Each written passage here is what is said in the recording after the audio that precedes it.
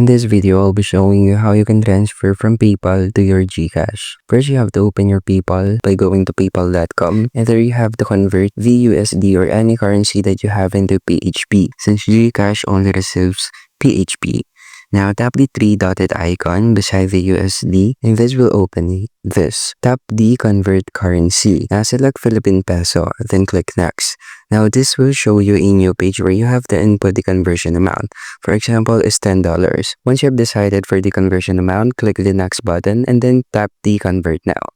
After converting the amount, make sure that the amount is appearing in your wallet. Now that you have converted the currency to PHP, you can now head to your Gcash account. First is to click the cash in. And here you have to access your global banks, which is the PayPal. Click the global banks and head to PayPal. So make sure that before doing this transfer, the PayPal account is already connected to your Gcash account.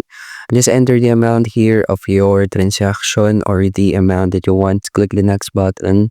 That's how you can transfer from PayPal to Gcash, and thank you for listening.